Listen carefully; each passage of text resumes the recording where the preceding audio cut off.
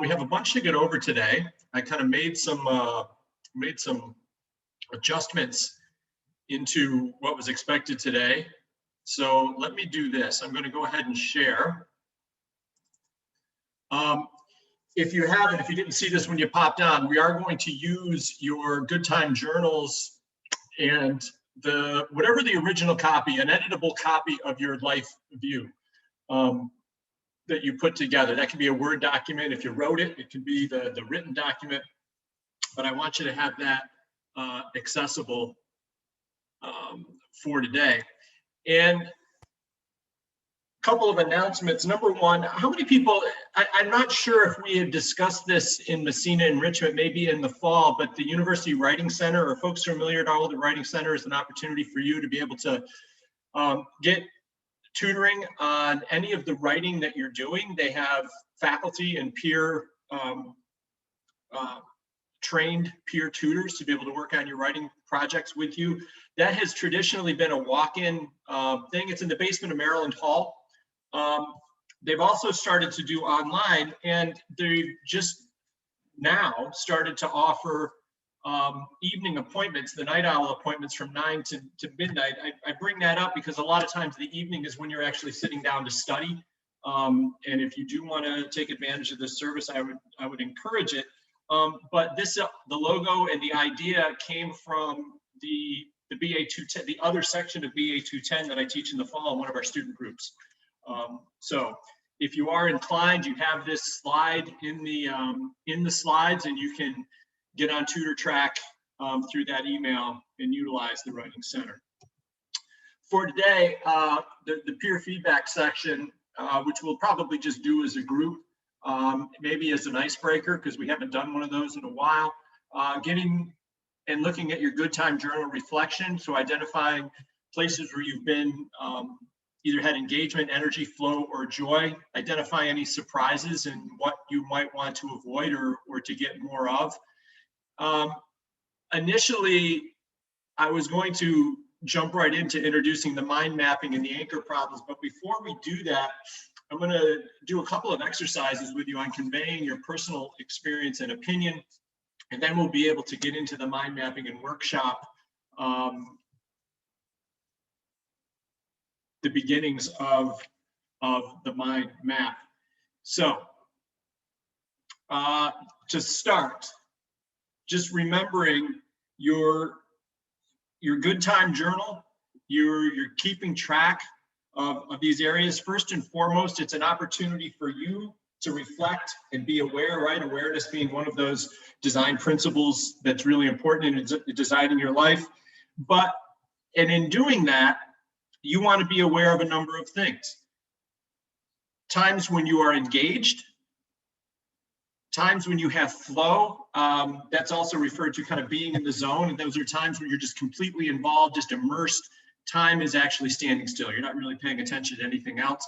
Areas where you have either high or draining or low energy, and areas of joy. A number of you talked about joy in your life and your work views, and it's going to be helpful to be able to identify those experiences that bring you joy so that you can proactively and mindfully start to engage in activities in your life and as you're pursuing work in your course of study that bring you joy. But this Good Time journal and being aware is also an opportunity for you to be able to convey your experiences in detail to other people, right? And we talked about ways to do that, A, E, I, O, and U, where you are providing the detail that might allow you to connect your experience with your listener or reader or somebody else that you're involved with. So we have an opportunity to work on that today. And I'm going to ask you this question: how was your day? So I'd like you to describe a usual activity that you've been seeing on your Good Time journal, something that keeps popping up. If you go to a certain place for breakfast every day, that might be it. Or you're back in your dorm studying at a certain time every day. And then what kind of activity did you get lost in? Where do you have flow? And in doing that, identifying your engagement and energy level, right? Those are the compasses in the worksheet that we've been working on. What are the differences between those? And then have you had any surprises? Things that have popped up, things that you thought really brought you joy, but you realized, like, man, I'm just exhausted when I'm done with those, or things that brought you flow that you weren't even aware of. So I will start. And so this is an activity I put together for last week. So on Sundays, I will most often, after I watch Saturday Night Live, make pancakes or waffles. And that's a time when I can usually just get a bunch of stuff done. So if I'm sitting down over pancakes and grading student papers like I was this week, I'm very engaged in that. And as you'll see in the assignments, I try to provide pretty detailed feedback for you. I kind of feel like that's my end of this culture that we're living in and that we've developed. But by the time I'm done with that, I am spent, right? That is an energy suck for me. Conversely, I had a meeting with the person who directs the clinical centers, which is on the corner of York Road and Northern Parkway that Loyola has, that does outreach in health, in reading, in community engagement. It's a lot of things that I've had experience in. And when I sit down and talk to Kara about the vision and the possibilities of things that they could do there, I could go forever, right? We had a 45-minute meeting scheduled and it took the whole morning. It took like 2 hours. So my engagement level was really, really high. I was jacked up and juiced after I finished that. And that was an area where I had flow. So with that, let's go around the room. Is there somebody that would like to start? We'll just popcorn it around the room for everybody. Give about a minute, minute and a half for each one. Who'd like to start? Oliver, jump right in. Thank you, sir. So yesterday I had work study and I work at the Student Language Learning Center, and I had high engagement because I had to be ready for when people or teachers had questions, but my energy was low because it was the end of the day and I was really tired. And an activity where I had high flow and energy was when I came home last weekend and I saw my family and took my dog for long walks. Awesome. And, you know, just as somebody who's been following this, that's something that you had looked forward to. And kind of, if I asked you when you wrote one of your other forms, you knew you were going to be in flow when you were walking your dog. Like, this isn't the first time we've had you talk about that. Okay, who would you pick to go next? I'll pick Evan. An activity that I've done recently multiple times. I'll play football over on the field with some friends, and high engagement, high energy, because I enjoy playing football. It's always a good time. And then, like Oliver, I went back home this last weekend, so it was good to see my family again. Just, you know, restock on snacks and all that. And I will choose. Hang on a second. Hang on a second. Talk to me about your energy and your engagement when you were home. Engagement was high because, you know, I spend as much time as I can with my family because I was only there for a couple days. You know, get back on track with them because I only talk a little bit when I'm here. So it was good to spend more time with them at home. You know, and the other part that I forgot, and Oliver, you can jump in here, are the surprises, right? And so I'll start with one. I'm also teaching the seniors in the new venture creation course. And it has been very frustrating for me because I've been totally online with them. We've met in person a couple times and there's another person instructing with me, but I've not been able to be there. And yesterday was the first day I was in class with them. And I was quite surprised at what a difference in energy there was for me, being in class versus being online, right? I don't often have the ability, because even with you on Thursdays, a third of the class is still online, right? When we're doing, so it was a little bit different yesterday, noticing that. So if either of you two have any surprises, please share them. If not, Evan, you can pop it to somebody else. I'll pass it to Ale.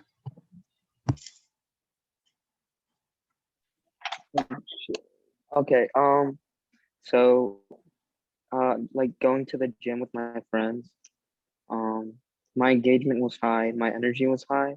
I also went out to dinner with my friend's parents, and that also had like high engagement, high energy. Any surprises that you have found? No. Okay, who's next? I'll pick Hadi.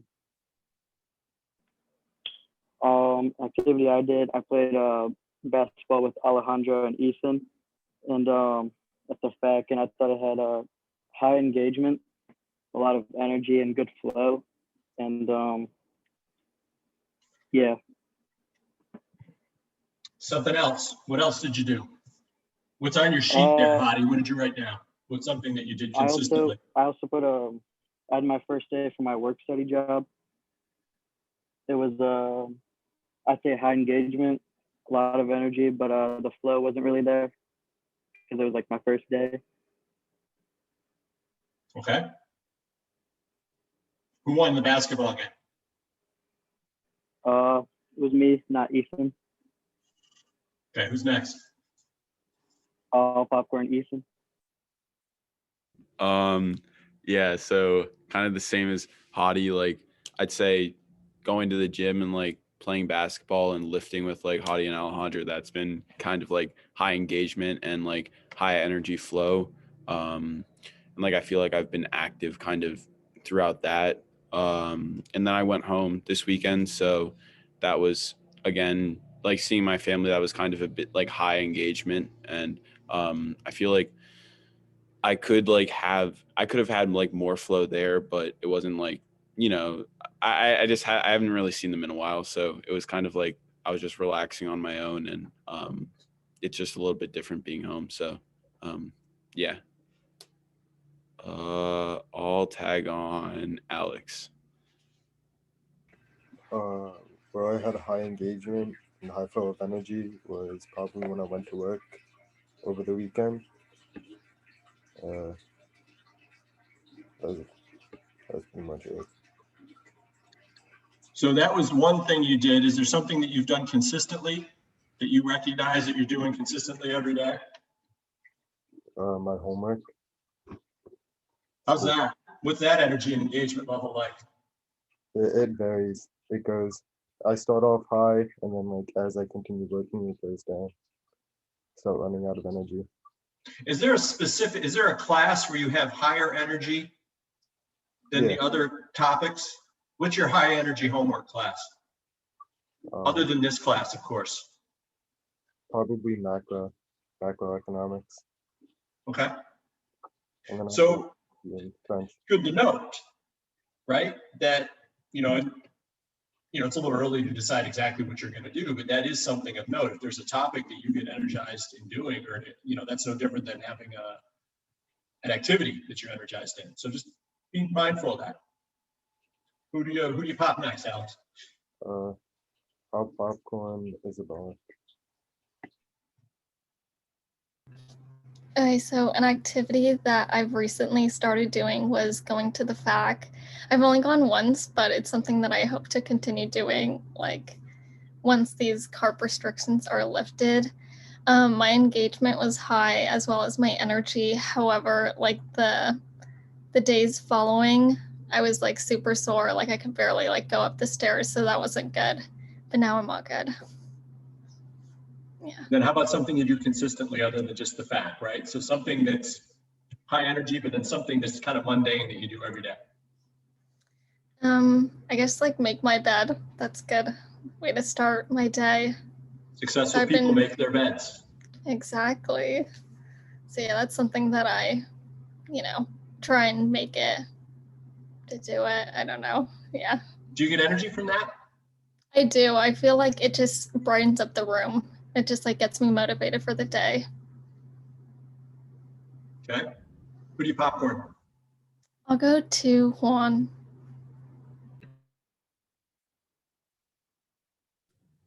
So something mundane I do every day is take a morning shower. I like long morning showers because I'm not really a morning person. That just gets me in the mood to go to my work study. And then a high energy thing that I also do is I've been playing squash recently. So I learned how to play squash like 2 years ago, and then I stopped. So it was really fun coming back here and just getting back into it. and my engagement's high because I play squash with different people, so I have different conversations depending on like with whom I go. And a surprise was that a friend of mine's birthday was on Friday, so we went up to Towson and we ate at a restaurant, which was different and fun. Are the rules in Baltimore County still different than the city? Juan, do you know? I literally have no clue. Well, the place closed at 10, which was weird. So I don't know if that's like a thing for the whole. That's one of the restrictions. Yeah, so I think so. Okay. Who do you popcorn on? I'll popcorn Nick. So something mundane that I do is I always have reading to do every day. So that's a good like hour pretty much where I can just like focus on myself, high energy. You know, I'm really focused on whatever I'm reading. I try to find a really quiet room to do it in. But a high energy thing that I've done is I live in Butler, so we have like a little nook with some people, and we have like a movie night every once in a while. So we're watching Game of Thrones right now. So it's definitely high energy, high engagement. We're all really into it. And then a surprise would be like going to meals with friends. I noticed that my energy will be completely different depending on my workload that day. Like if I did really annoying homework all day, I will not have a good time during the meals because I'll just be like exhausted and burned out. So yeah, a popcorn Caroline. The other day, me and my friends decorated cookies for Valentine's Day. So I would say my engagement was pretty high for that one. And my energy was positive. And then something I do like every day is me and my friends, pretty much every day during the week, we go to the FAC. And so my engagement's pretty high there too. And my energy is pretty high. So yeah. What's how crowded is the FAC? Are a lot of people going? Yeah, usually there's a good amount of people. It just depends when you go too. Be popcorn, Carolyn. I'll do Addie.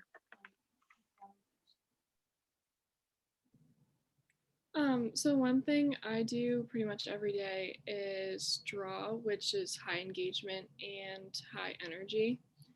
And then another thing that was recently was I had a big project for my crime scene investigation class, which I'd say was a very high engagement, but very low energy by the end of it.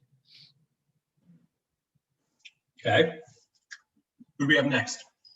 Popcorn Sydney. Something I would say that's like high engagement and low in energy is just homework in general, because sometimes it's just like a lot, like the different steps. Like also for I'm in crime scene investigation, it had like 3 parts to it, and it just seemed redundant, kind of. And for high engagement, high energy, I went indoor rock climbing on Sunday, so that was pretty fun. Have you done that before? Is that something you regularly do? No, that was the first time I actually been. Did you feel safe? I mean, I walk by those people all the time, and I'm always scared that I would like be terrified. Okay, so the first time I went up, I only went like halfway up the wall because I got scared because I looked at the ground. And then when I came down, like the cord kind of like yanked me down. But then like after a few times, it was pretty fun. Okay. And Abby, are you our final person? I think so. So something that I do every day with higher energy and engagement is I go for a run with one of my friends every morning. And so it kind of just like clears my mind to like start the day. And then a surprise, I got to see my sisters this week and my parents, which was nice because I haven't seen them for a while, especially my sisters because they don't live with us. Talk about energy and engagement. With that. I was definitely like energized when I got to see my sisters because they don't live with us, so I don't see them as often as my parents. And so I was excited. And then we all just like hung out. And so we were all pretty engaged in like conversations, which was nice. Okay. Thank you for doing that. And thank you for sharing. Now, remember, and I'm going to go into a little bit more detail about how this is going to play out over the next couple of weeks, but it's important that you continue to fill in that journal, because starting at about 2:35 this afternoon, we're going to start drawing from that journal to start putting together your mind maps. And so if there's only a couple entries there, it's going to be really hard for you to define and to have the choices, quite honestly, to come up with something for engagement, something with flow, and something with energy, right? So I would encourage you to continue to populate those journals to get as many options as you can, because as we know, you're going to have higher creativity with more options. And it's going to help make you more aware of the things that you do every day. And quite honestly, most of these things you could probably pre-populate. Like, I can tell you what my day is going to be like tomorrow, and I can tell you what the energy will probably be like, unless there's a surprise, right? And so the more things that you're aware of, the more options you have for maybe one of those little nuggets, one of those surprises that you might be able to roll into a possible path forward as we go through the course. All right. So thank you for sharing that. I want to jump back to the slides. And so I got to thinking yesterday, and I do appreciate Thursday's class, especially about halfway through when we were talking about some of the reasons that you may not be willing or that you may think twice about, being authentic and sharing or going first or participating in the class. And you talked about a number of things like, potentially having a wrong answer, or you might be judged, or, you'd be self-conscious about what you say in front of other people. And we talked about what we might have to create to make you more comfortable doing it, right? So certainly the work that we did in the beginning of the class, but I think the more powerful thing that comes from that is somebody talked about trust, is like seeing your classmates step out and do that as well. So, everybody that's shared today and, on Thursday, when they did that, that is part of, building that trust and getting rid of that fear and creating a judgment-free zone. And so I'm able to put that conversation and those stories together with what I was seeing in what you were writing. And my sense is, and a lot of the feedback that I gave had to do with asking you your opinion, asking you what you thought, asking what your relationship with society was, not necessarily other people's. And so it dawned on me that you may not have been asked that a lot in the past, or there may be there's certainly a possibility where you may have had stating your own opportunity or talking about yourself negatively reinforced. So I wanted to spend a little bit of time talking about this today, because there are a number of, I don't want to say make it medical and say symptoms, but there's a number of ways that a fear or being hesitant about sharing is presented in a class or an interaction or in a relationship. One is you just don't say anything at all, right? And so that's an easy strategy to use. The other thing is that possibility is that you say something, but you don't say anything controversial, right? You don't own it. You don't make a provocative statement. You don't come down on one side of an issue or another, especially if we're talking about difficult things like race or politics or things like gender and stuff like that. One is you may speak and you may state an opinion, but you may state an opinion on both sides, so it doesn't look like you particularly are having an opinion or you feel a certain way. It's like, well, some people can do this, but I could also see that other people would do that, right? And think about maybe why you would want to do that. Makes sense. You might not want to upset anybody or get them mad at you, or perhaps, I don't know when I have done this, I'm not sure, somebody's asked a question and maybe they have in their mind the right answer, and I don't want to pick one side of the choice or another and give a wrong answer, right? And so what I wanted to go through, I wanted to go back through in that context some of this stuff that we've already talked about, right? So one way to avoid the judgment is to use softer or distant words, like others, right? Or to avoid provocative words. Like it's hard to have a conversation about racism if you're talking and you're using words that don't just say racist, right? Racist is a hard word to say because it means very specific things. And most of them do not have great connotations, right? Or power. It's like power's bad. I don't want to have power. People with power are awful. They're the man, they're the establishment. But having a conversation about power is really important. And we've started to do that a little bit. Words like discrimination, or it's like he cheats, right? See what he does, he cheats, he's a cheater. It's like, whoa. It's like, well, sometimes he doesn't always follow the rules, or there's some latitude. That's a much gentler way of saying cheater, right? And the thing about saying those words is they have really specific connotations, but it makes your meaning quite clear. So when we're talking about the words of your story, it's really important that you use language that indicates that it is your story. And so in this case, words like I and me make it yours, right? That makes it very clear. This is what you are thinking and this is what you feel, right? And when you do that in a group, it might make it a we or an us. That makes it real. If you say we globally, we as humans feel this way, that doesn't say anything about you, right? If you're talking about your roommates and you say, hey, Daniel did it earlier today.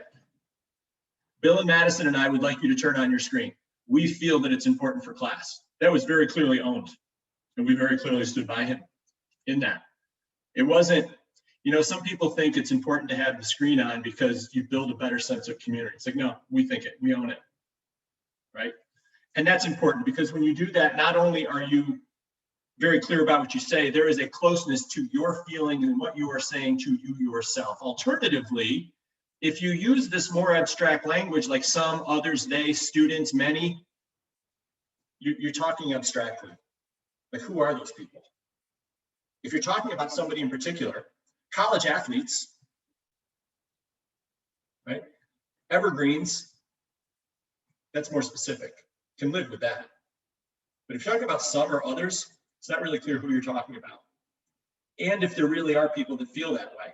And when you do that, you create a distance between you and your feelings and what you are saying. It's not an authentic way to do it, right? And when you create that distance, it's less likely that you're going to have an exchange of experiences. And so, again, I'm not making an assumption why anybody does any of these things. When I would get into this, I would ask the question, why is it that you're doing this? And it dawned on me that one of the reasons is you may not have ever been asked to talk specifically about what you think and what's important to you. And so I want to be very clear that it's important to me that I know what you think. And it's also important to your classmates, right? And so there are a number of ways that we could do this. And so this is the list that I've shown you, but I have modified it after grading all the papers this weekend, right? And I've added some things here. So if you're saying some, others, or many, what you might mean is I, and we possessive, right? We inclusive, right? Rather than those things. Talking about society and human and these great big global things that, doesn't really say much. Just say it, I, my town, my class, my teammates. It's like, this is where my parents helped me develop my values. What are they? Courage, selfless, honesty. Right, we talked about the value of a couple of you when you talked about when you named your mom. It makes it so much more personal when you tell me your mom's name, right? Or your friend's name, right? Because then it's not just a friend, an abstract thing. You put a name on it. And it makes you be more specific, and there's a better connection to you as you're telling the story as well. My family always taught me, as opposed to one day when I was 9, I sat down with my dad, or my uncle told me, We talked about moving forward and your values and your goals. Say, hey, I want to get better. This is going to help me improve, and it's going to help. Society is going to help me make me better. Okay, what does that mean? What are you going to be better at? How is society going to help you? I'd like to be able to speak without anxiety. I had a difficult experience. Were you heartbroken? Were you just tired because it was physically difficult? Big difference. And then a learning experience. This has been a great learning experience. Okay, what'd you learn? So when you start to see these general terms, they fill the space, but they don't say much. And what I'd really like to get at is, as you're describing your experiences and using AEIO and U, it's to be able to do this. And I want to, a big part of what we do in designing your life and in designing in general is this whole idea of reframing. So if the dysfunctional belief, and I apologize if I'm making a huge assumption here, I recognize that I'm doing it, but if the idea is that there's a feeling I need to avoid stating my real thoughts or opinions because they might be wrong or someone might not agree with me, right? If that's a reason that you might separate your words from your thoughts, I would consider reframing it in the context of the way that we're doing this class. Is the most flattering thing that somebody can ask me is, what is my opinion? Think about it. You're all going to go through majors to hopefully develop professional skills so that you will be an expert in something. And when you're an expert in something, the most flattering thing that another expert can ask you is say, hey, what do you think about this? Right? If I'm a physical therapist and I'm treating a patient and a doctor says, refers a patient to me, it's like, what do you think about that injury? It's like, I don't think it's a stress fracture because he doesn't have pain after he runs. And everybody who has pain after they run, say, oh yeah, you're right. It's probably a bruise, right? That's a very flattering thing for somebody to ask you your opinion and they care.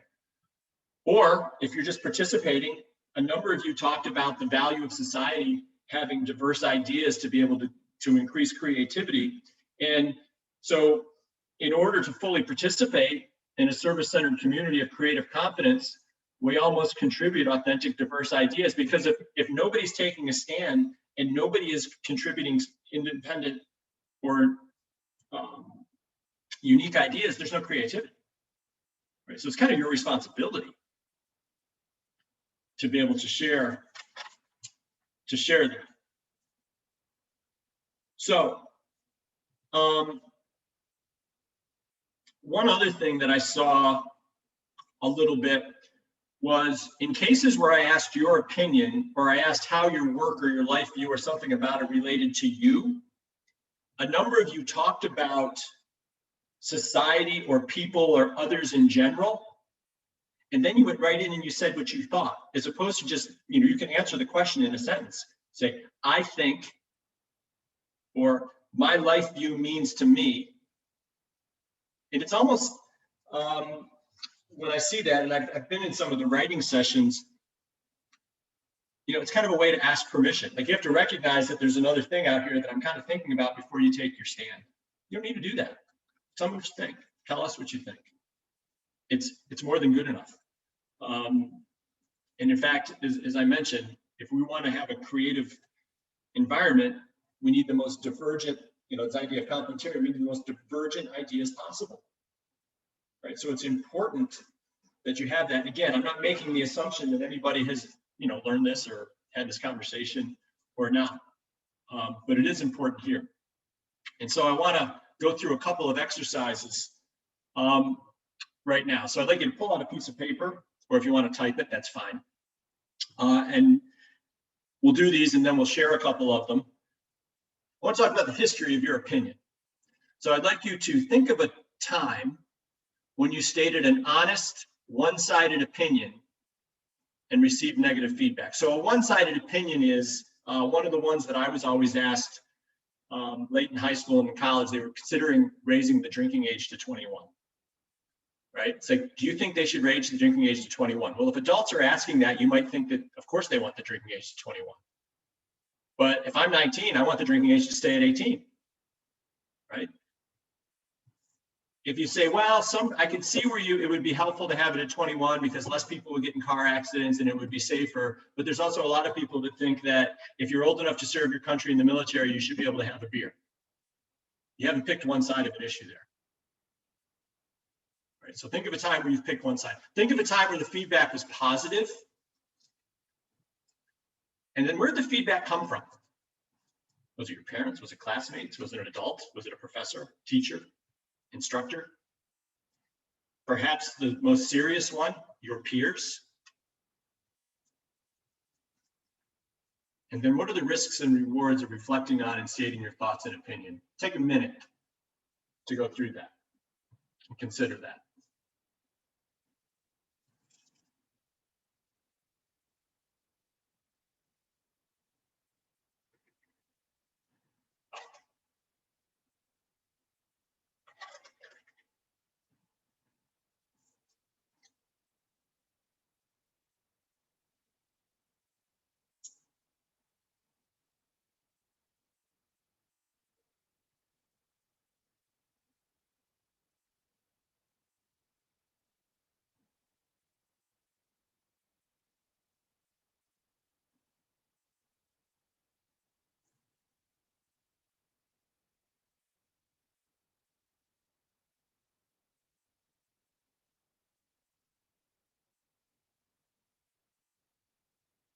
Okay, another 10 seconds.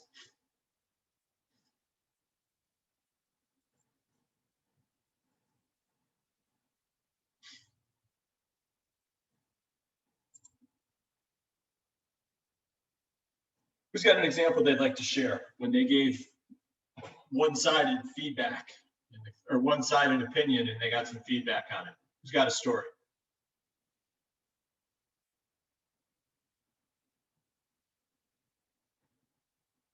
Caroline, tell us a story. My curfew at home is like 1 a.m. and I came home like 20 minutes late, and my opinion was like that wasn't that bad. Then my mom gave me some negative feedback to that and said I have to be home at 1. So yeah, that was the time that I got negative feedback.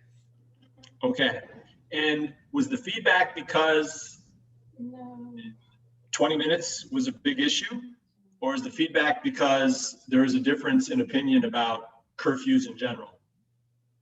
I think both. Okay, so the feedback came from your mom. Who else has got one? Thank you. Who else has got one to share?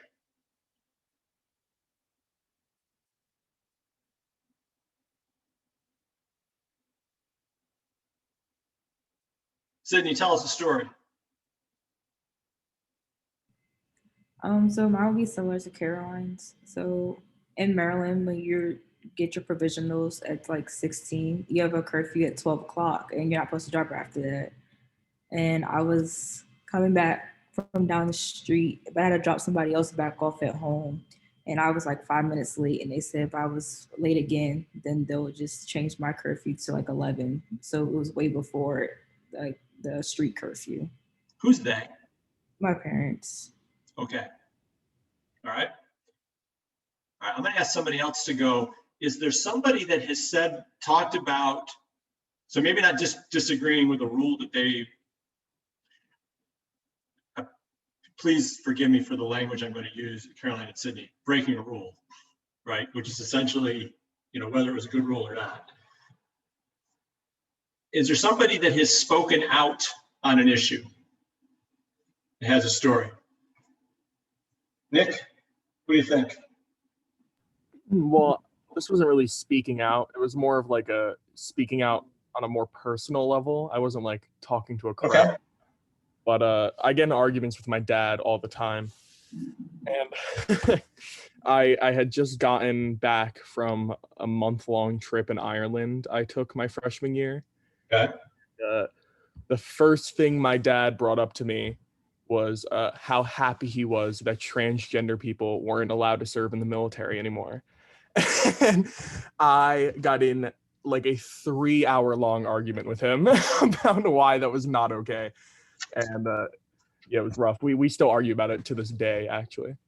So what was the feedback on that? Was the feedback, So again, a difference in opinion is not necessarily bad feedback, right? So what was the feedback? Is there, do you have respect from your father because you can because you can have these conversations, or was there negative feedback in some way or positive? It was more, his feedback was that I wasn't educated enough to have an opinion on it.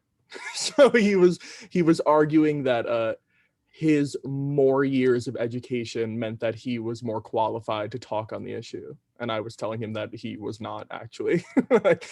But I took that as negative feedback because I was also like kind of offended by it because Okay.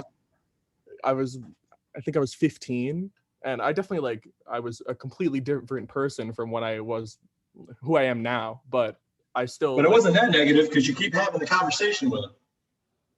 Yeah, that's true. It's more like I just withstand the negative feedback. I'm just used to it at this point. Okay, one more. Juan, what do you have? Okay, so I've always spoke what's on my mind, but most recently, which was different than any other feedback I've received, was when there was this shooting in Puerto Rico. It involved a cop, and they were doing drug busts and some projects and stuff. And I think 3 cops died and stuff like that. So their family shared this picture. It was a Puerto Rican flag with a blue line in the middle. And I think I shared it to my story. And this person, which I met in camp last year, which was completely ridiculous, felt the need to direct message me and tell me all the things that were wrong with what I posted. And I was trying to explain that the connotation of the American flag with the blue line is completely different than the Puerto Rican one, because it's 2 cultures and 2 completely different movements. So I was telling him that it was selfish of him to assume that it would be the same thing. Either way, he ended up, he was a Puerto Rican, well, not in quotes, he's Puerto Rican descent, and he was telling me how less of a Puerto Rican I was, and it was ridiculous, honestly. But so Did you post a picture like that on Facebook again, or on your story again? Have I? Yeah. Would you? Yeah. Yeah. Okay. Because I feel like that's your area to post what you want. I mean, it would be completely different for me to just go up to a person and start an argument rather than just sharing I didn't even say something. It was just sharing what I thought was helpful in respect to what had happened during that time. But yeah. So in all those situations, and again, thank you, the 4 of you, for sharing there, right? You're speaking out either for yourself, right, to defend yourself, or to justify something that you've done, or for something that you believe or something that you disagree with. Please keep in mind that, again, looking at our area of complementarity, that we're going to have the most creativity and potentially, and again, we're not talking about creativity if you miss curfew, right? That's not the intent there. But keep in mind that if you're having these conversations and there is a spirited back and forth between people who don't agree, that's the point, right? But you want to be able to do it in a respectful, productive way, right? And I'll let Juan and Nick and Sydney and Caroline just determine how productive that conversation was. But one of the things I want you to think about too is sometimes that you are asked for your opinion and have been asked for your opinion, right? College applications, right? They give you an issue and they want you to take a stand on an issue and write a persuasive essay about something, or potentially an interview, or in some of your classes. I want to give you a secret if you don't already know this, right? And in my other life, when I was teaching physical therapists at the University of Maryland for a number of years, I was in charge of admissions. So I read all couple hundred applications, and there were these essay questions. We really don't care which side you're on. We want to see if you're able to take a stand and be able to formulate an opinion and a cogent argument. It's kind of like Father Brown's class, right? When you're talking about some of the cases. We don't care if you're for the death penalty or not. We really don't. We don't care if you're for a 21 or an 18-year-old drinking age. Right? Doesn't matter. We don't care if you think the First Amendment covers flag burning or not. But what we want to do is, do you have the ability to be able to understand what your views are and be able to convey them effectively? So in most of the cases, and professionally, right, and we have a federal government where this has not been the case recently, but professionally, in most cases, people want to know your opinion and what you think, right? So one of the ways that you can better convey that is through this whole idea that I've talked about, is owning your language. So I want to do a second exercise here.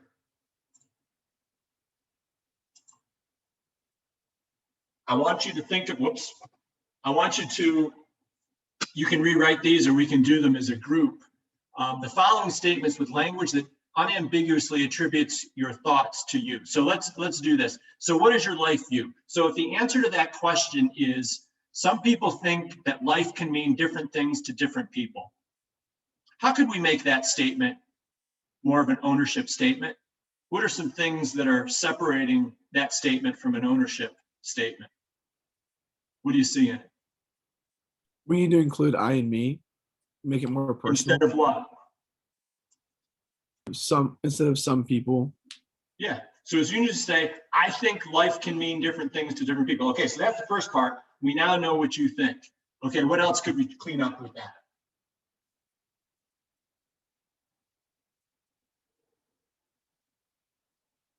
What else is ambiguous or unclear about that response? I would say identify and define the things that are different between people. So what aspects of life can vary between people?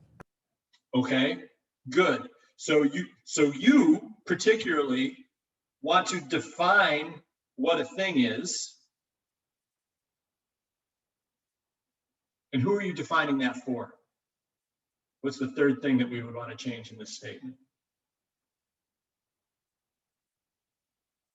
Is your life view about different people? Who's your life view about? Yourself. Yeah. So I think life means, and just give your answer. Different people don't matter, right? Doesn't matter. What is your life view? Okay, let's do another one. And again, we'll do Supreme Court style, so we'll have new people chime in. Why work? Working is to grow and fulfill my goals in life. What would you change about that statement? I would want to know like the specific goals in that person's life. Give us some examples, Isabella. What are some goals that you might have in life? To just do well in school. Okay, at this point, I think that that's a very reasonable goal. What else? To continue staying active. Okay. Like going to the gym or like playing volleyball with my friends. So I want to do well in school, and I want to continue to be active with my friends in the gym. Those are very specific things. I can say, hey, did you go to the gym with your friends this week? And you can say yes or no. I did not. And I know that in your view, you feel like you're growing. What else? What else could we change about that statement? I would change the beginning to say I work in order to grow and fulfill, and then start off with your goals, not just working is to. Yeah, Abby, right off the bat, you can own it with I. If I were to ask you the relationship, what is the relationship between you and society? Who are the two groups involved there? So that's your question. If you want to jump in, this is an easy one. You and society. Yes.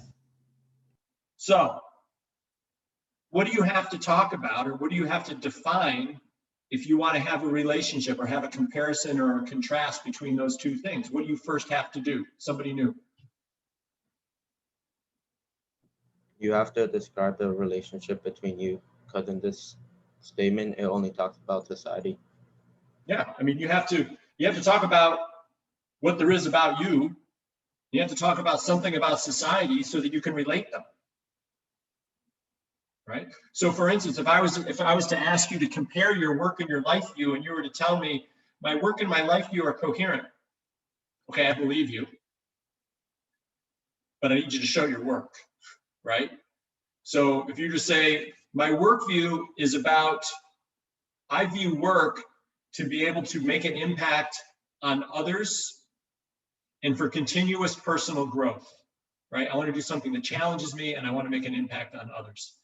And I really value lifelong learning. My life view is lifelong learning, or I can say this is consistent with my life view where I value lifelong learning and compassion, right? So not only have I talked about the final answer, hey, they're coherent, I have given you two pieces, one from each side, that shows how they're coherent.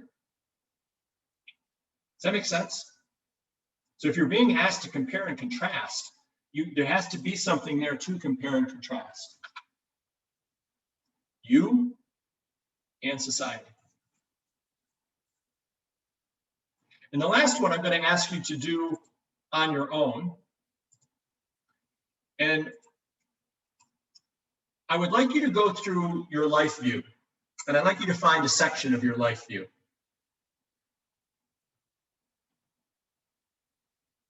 Every time you see a noun or vaguely attributable pronoun like some, others, many, we, or society, unless you're defining society in that one question that I asked you, substitute the word I. If it's we possessive, that's fine. Just cross it out and substitute I and read it again. Notice the difference. It becomes all about you. And if this isn't what you think, mean, or believe, so that you would just turn it around and send it back to me as a representation of what your beliefs are, change the statement to make it coherent with your feelings and beliefs. Otherwise, you're talking about somebody else's, right? So it's just a simple exercise that you can do. When you see those words, they should jump off the page at you. The only time you should use the word one is if you're describing the number of something. That's a little bit of an exaggeration, but in this context. That's what I would like you to do. So the number of you, where there were some places as I was grading and I was giving you feedback on these things, I said, hey, if you want to turn this back in by tonight at midnight, feel free to do that. I'll read it again. I need you to do a couple things. Number one, if you do revise your life and your work view and turn them back in, maybe after doing this exercise or based on the feedback that I gave you, send me an email, right? Because the deadline's passed, I don't get notified anymore. So send me an email that you've done it. Number two, in the version that you submit, bold or highlight or somehow indicate to me what you've changed, right? If you don't want to do it, if you're happy with your grade, don't have time, that's totally good, totally fine. But if you want to get it in by tonight, if you've already turned it in again and you want to take another shot at it, I will wait till tomorrow morning to go back through them. So I hope I'm making it this is very important to me, because I've been on the other side of the table with young college students or young graduates. And I can tell you that those of us that have the discussions about the answers, we're not judging your content. We're really not. If you come up with a really clear idea or view of what you're about and what you stand for, I can guarantee you, I can't guarantee you many things, but I can guarantee you that you will stand out amongst your peers. This is very important for me, and I hope for you, which is why I decided to take some time today to be able to do it and to make very clear that I want this class to be a place where you can start to do an experiment with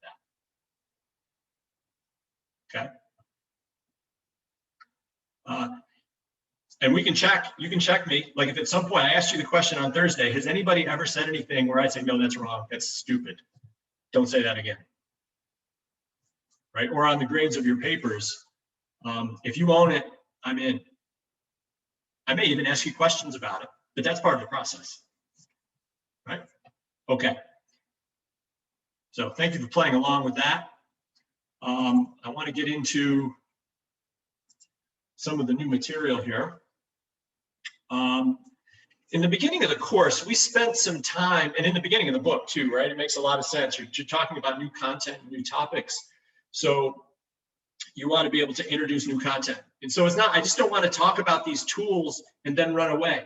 You know, some of these very tools that we're talking about right now that we use in this course and we used in the other section of BHU 10, we're in the new venture creation. We're in the capstone yesterday, and I'm referring back to these tools that the students are trying to develop an app to help people find their way around campus, right? A potential company that they would put together. So these things do apply, and I think in terms of like teaching and learning, it's important to come back to them. So we talked about a number of these concepts. Last week, I talked about the learning objectives for the course and which ones we have touched on already, okay? I want to come back to show you how we're using these pieces that you've already done, right? This whole idea of the Good Time Journal and of the compass too, is so that you're aware of what you're doing and the experiences that you're having so that you can make decisions about how to facilitate more of those types of experiences or to avoid them or to use them to grow or to somehow be aware or to share them, right? We've talked consistently about the distinctions between expansive and reductive thinking, right? We are still in an expansive thinking mode. That's why it's important that you have as many entries in those journals as possible, because very quickly, in about 10 minutes, we're going to start reducing. We're going to start identifying some of those things to flesh out in a little bit more detail. It's not enough to just think about stuff. It's not enough to just, imagine it. You actually have to go and do it. So we're going to start doing that. We're going to start taking a stand and devising these pathways or these potential journeys that you can go on over the next 3.5 years, and putting together interviews and opportunities to prototype your ideas and talk to experts in the field, alumni and people, instructors, people that are here around campus. And certainly this idea of empathy and understanding that everybody's going through this process with you in this class. And that, we understand that solutions are held. We all have solutions and ideas, right? And in part of the human-centered process, we need to immerse ourselves, and we need to really be concentrating on ideas, right? To understand your own ideas so that you can better connect and experience and share ideas with other people, right?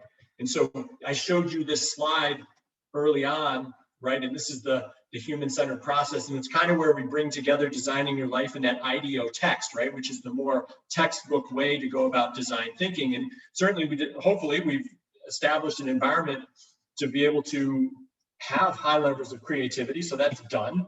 We'll continue to nurture it and make it grow. It's never really finished, but we have it and we have an understanding, and we're growing into that. We've had a really big expansive thinking, talking about the dashboard, your Good Time Journal, and your reflections and your forums and on your life and your work view. Again, if we go back to this idea that the more ideas you have, the higher level of creativity you're going to have, the more opportunities for inspiration that you have. These activities that you identify that provide flow and engagement and high energy are going to be the inspiration for the ideas that are going to come next with the mind mapping and the Odyssey plans. Are they final solutions? No. That's one of the big parts of the book, right? Is that you're not coming up with a final career plan and you're going to be, contractually obligated to it, right? We're coming up with some ideas to explore, right? And that's what we're going to start in this next piece, right? And so again, I kind of made the case that rather than the 4 boxes that were equally proportioned in the book, if we were going to go through the design process for a new venture or a new idea or social solution, we would spend most of the time engaging with our users and engaging with other people and gathering and creating as much information as possible. We would be, as I've said, kind of immersed in the problem for as long as we can. Then you start to narrow, then you start to make some choices. And then the other great case that they make here, make a choice and move on and don't look back. And if you have to iterate later on, you can certainly do that, right? So we are into ideation, right? And the whole idea here is going to be, and remember, this is like when we talked about brainstorming, right? We want to create as many ideas as possible because those ideas might spur new ideas or more options. So we want to generate a range of possible solutions based on our own insights and experiences. And then we start to move into a reductive phase and make some decisions about which of those might merit some development and investment. All right, a couple words of caution. And again, I'll quote the book here. So many people get stuck chasing their first idea or the perfect idea. The idea that will solve the problem. Believing there is only one idea leads to a lot of pressure because once you're committed to that one idea, you shut off every other lifeline, every other choice. And recognizing that there's been a lot of positive reinforcement, right? I always think of, when I was working for Experience Corps in the schools, all the 5-year-olds sitting crisscross in front of the board, this teacher asking the question, and before the question was out, all the hands going up. I want to answer, I want to give the solution as fast as possible. That's going to be positively reinforced. They talk a lot about this idea of coming up with a fast solution or being committed to a fast solution, but I'm even going to bring it up with your willingness to explore or to generate ideas in general. And I've talked a little bit about there's physiological reasons that we do this. There are physiological reasons that we start feedback with a summary and positive feedback, right? We want people to be able to listen to what we are doing. And I've talked about that. But if you're afraid of making mistakes, fear, or judgment, and then you leap out, the response is one of adrenaline. And that's a fight or flight response. All you're worried about is protecting yourself. And I can assure you that the blood's going to go away from your gut to every place else. It's not going to go to you're worried about protecting yourself. There's no creativity there. But if you're using emotion, knowledge, you're engaging fun or that state of flow or humor, there's a dopamine response. And that's good, right? Where you lower your defenses. You're receptive to learn. You're at a higher opportunity for your memory to stick. That's where creativity comes from. That's what we are striving to find, right? And if there are a lot of possible ideas or solutions, and you understand up front that even if it doesn't work out, less than 50% of the students are participating in something related to their major 5 years out of college. If you just understand that this is going to be a constant iteration, it takes a lot of the pressure off. This is the area, this lower area is where we want to be, right? Again, remembering solutions is very reductive. We devise a solution for a problem, and once we do that, we shut off opportunities. The idea piece, it's uncomfortable. I'm going to ask you to put together Odyssey plans that are crazy. Your parents would go nuts. That's exactly what I want you to try. There'll be a safe one, right? But we want to try really novel, creative ideas where there's no pressure. Because again, you're just writing stuff down on pieces of paper, right? You're turning them in. I mean, it's not that huge a deal, but that's where the good ideas come from. And that's where you get a chance. For those of you that wrote Explore and Continue to Grow, this is where that comes from. Right? And we know as we're getting into ideas, we're going to go through a slow solution with a lot of ideas, and there's going to be a process that we go through here. You need more ideas for a higher level of creativity. And we also know that when there is some conflict, and that conflict can be internal, right? You can pick a path and explore a path that is totally counter to what you would do, and it makes you a little bit uncomfortable to think about it. That's probably right where you want to be. That's where the higher levels of creativity are going to be. If you're doing all things that are comfortable and known, your ability to be able to do something transformational, remember that initial bar of innovation, go down. Right? Again, I'll go back to the book.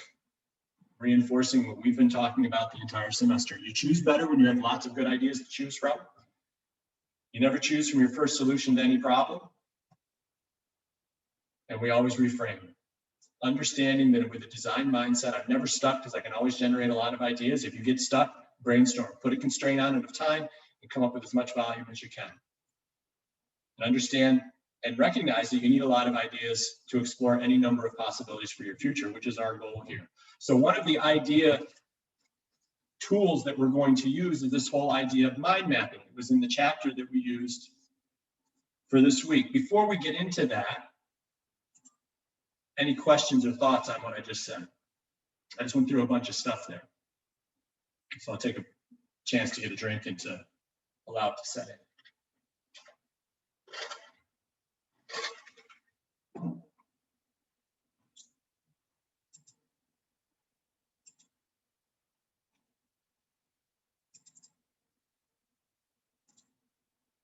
Okay.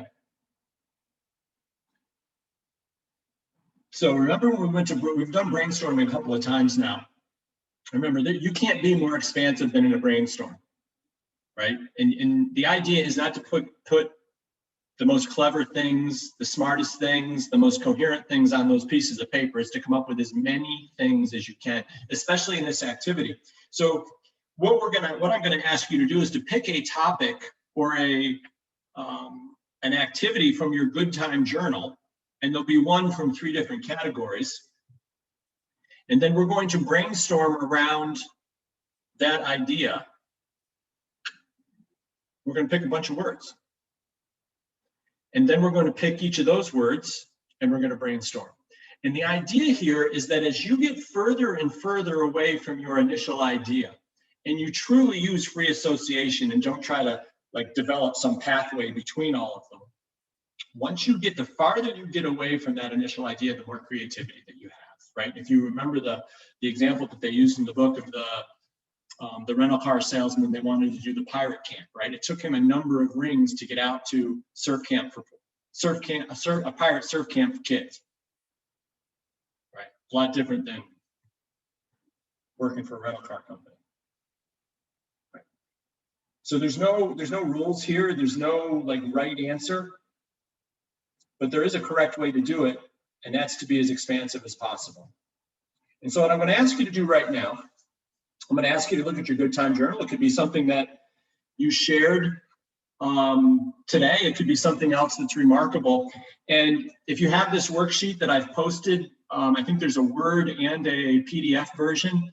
What I would like you to do is I would like you to go ahead and pick, and let's just do one. Let's do an area where you had high levels of engagement. I want you to pick one of the areas that you had high level of engagement, and I want you to give it a name, like 2 words, 3 words, right? Basketball with friends, dinner with my sisters, something along like 1 or 2 words if you can. I'd like you to put that in there. And then what I would like you to do is to give yourself 20 seconds. And I'd like you to generate 4 or 5 of the first words that come to mind with that. All right, so I'm going to give you 20 seconds right now. Come up with a word or an activity that you've used.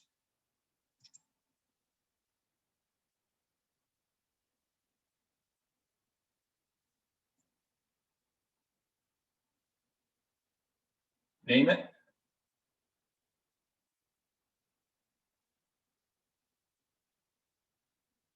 If you want to do this for reals, I want you to close your eyes for 3 seconds, and I want you to think of the first 4 or 5 words. It doesn't have to be activities, it doesn't have to be anything.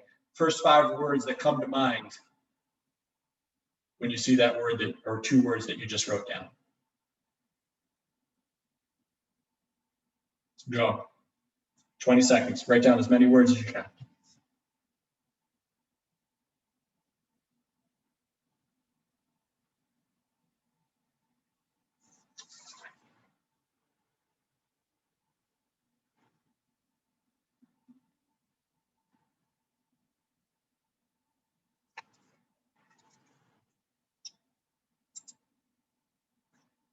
Somebody new, who would like to share with the words that they used?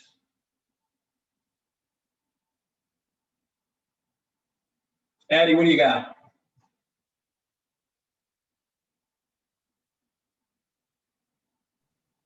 So Sorry, can you say that again? I just got back from the bathroom.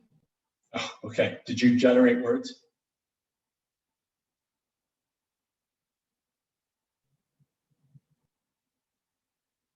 Carson, what do you got?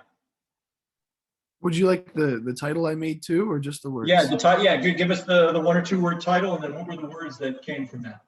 Okay, my title was Crew Practice, and the words I had were exciting, new, fun, and energy. Okay, excellent. Who else has got one? Yeah, Hadi, what do you got? I said basketball with friends. I said competitive, fun, tiring, and good bonding. Okay, good bonding, you said? Okay, all right. So what I would like you to do, so this is what the mind map is.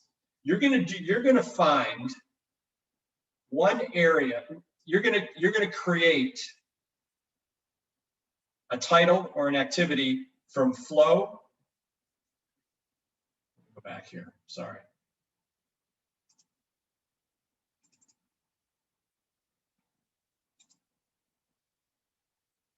Energy and engagement, and you're going to do the same thing, right? Don't limit yourself to 4. If you go 20 seconds and you come up with 6 or 7 things, that's great.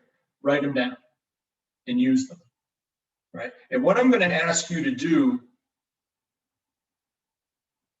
right? What I'm going to ask you to do is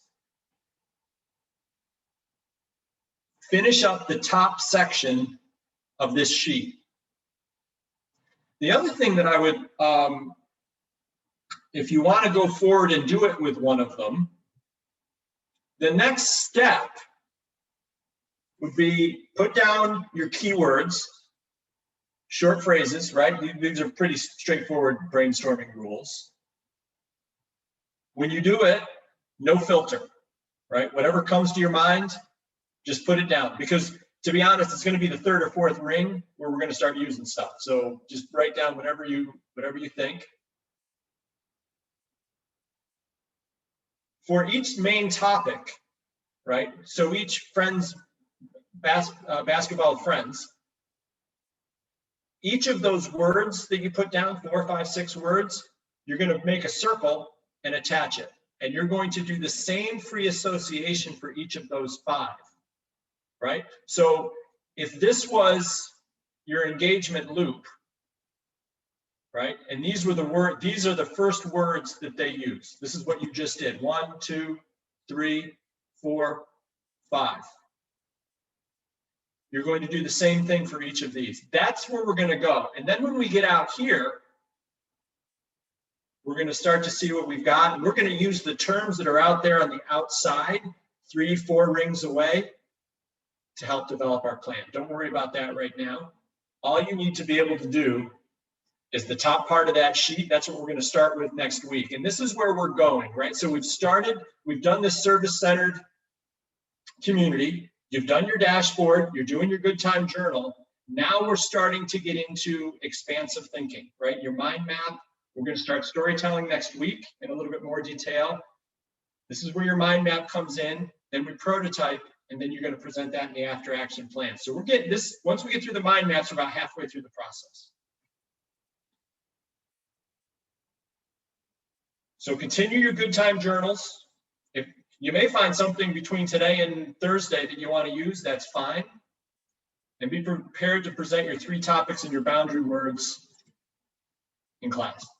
All right. Any questions on any of that? Thanks, everybody. I look forward to seeing you on Thursday. Thank you. Thank you. Thank you. Thanks, everybody. Thank you, Dr. Romani. Yep. I have a question about the homework assignment on Saturday. Yes. I resubmitted it and then I got an email saying that it's been regraded, but it's still the same thing and no new comments. Yeah, I didn't grade it. I saw that you did it, and then it was time for Messina. Okay, I was just making sure I didn't miss anything. I didn't look at it. So you're right. So I was in there, but in order to get out of it, I had to save it. So I apologize. I don't mean to, I wasn't being unaware. I just ran into class.